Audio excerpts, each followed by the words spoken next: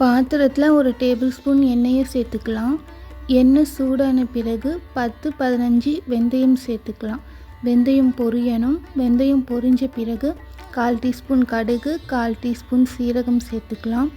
கடுகு சீரகம் பொரியணும்.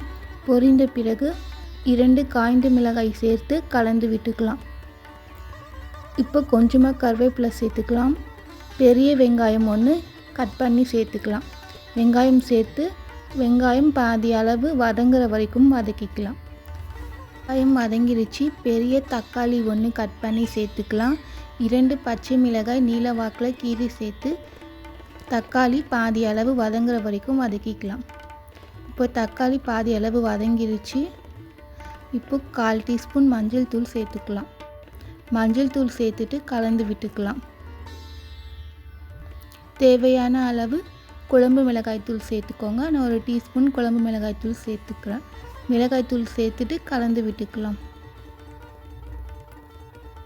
மசாலா கருகாமல் இருக்கிறதுக்காக கொஞ்சமாக தண்ணி சேர்த்துக்கலாம். தண்ணி சேர்த்து கலந்து விட்டுக்கோங்க. புளி கரைசல் சேர்த்துக்கலாம். நெல்லிக்காய் அளவு புளியை ஊற வச்சு கரைச்சி சேர்த்துக்கோங்க. தேவையான அளவு தண்ணி சேர்த்துக்கலாம். டேஸ்ட்டுக்கு ஏற்ற மாதிரி உப்பு சேர்த்துக்கோங்க. உப்பு சேர்த்து கலந்து விட்டுக்கலாம். கலந்து விட்டுட்டு மீடியம் ஃப்ளேமில் புளி பச்சை வாசனை போகிற வரைக்கும் மூடி போட்டு வேக வச்சுக்கலாம்.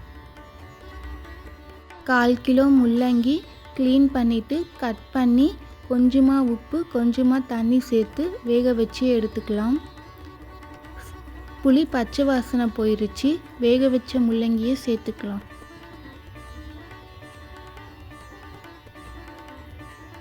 நூறு கிராம் துவரம் பருப்பு, கொஞ்சமாக மஞ்சள் தூள், ஒரு சொட்டு எண்ணெய் சேர்த்து 3 விசில் விட்டு வேக வச்சு எடுத்துக்கலாம். வேக வச்ச துவரம் பருப்பையும் சேர்த்துக்கலாம். பருப்பை சேர்த்துட்டு கலந்து விட்டுக்கலாம். கலந்து விட்டுட்டு 2-3 கொதி வர வரைக்கும் வேக வச்சுக்கலாம். இந்த மாதிரி கொதித்த பிறகு கொஞ்சமாக பெருங்காயத்தூள் சேர்த்துக்கலாம். கொத்தமல்லி சேர்த்துட்டு ஸ்டவ் ஆஃப் பண்ணிடலாம்.